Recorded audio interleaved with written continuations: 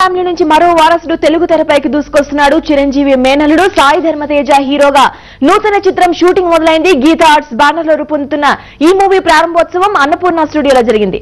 K S Ravikumar ఈ మూవీకి దర్శకత్వం వహిస్తున్నారు.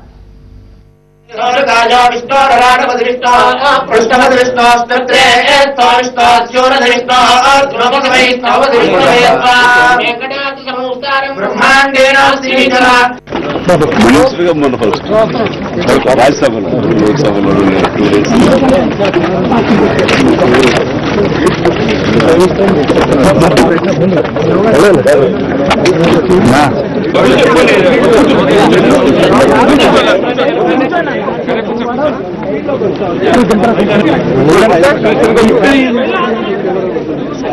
మరి ముఖ్యంగా రెండవ సినిమా గీతా ఆర్ట్స్ అవడం అన్నది తేజుకి మంచి శుభపరిణామం.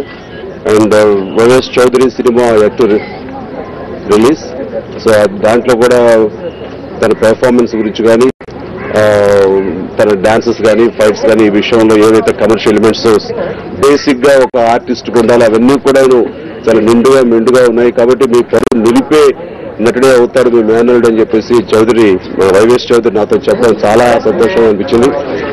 అండ్ ఆ యొక్క సంతోషంతో ఈ రోజున ఈ రెండవ సినిమా కూడా అల్లు అరవింద్ గారు చేయడం అనేది it is very good sentiment. ఈ మాట ఎందుకంటున్నారంటే రామ్ చరణ్ కూడా ఫస్ట్ పిక్చరు అశ్వత్ గారు తీసిన రెండవ సినిమా గీతా ఆర్ట్స్ లో తీయటం అనేది చాలా శుభం. తనకి చాలా మంచి జరిగింది. అది మా ఒక సెంటిమెంట్ గా వస్తున్నటువంటి ఆనవాయితీ. ఆ రకంగా తేజు కూడా నా సెంటిమెంట్ కొనసాగడంతో ఇతని భవిష్యత్తు ఎంత చక్కగా ఉంటుందని మేము అందరం ఊహించుకోవచ్చు. ఆ రకంగా అండ్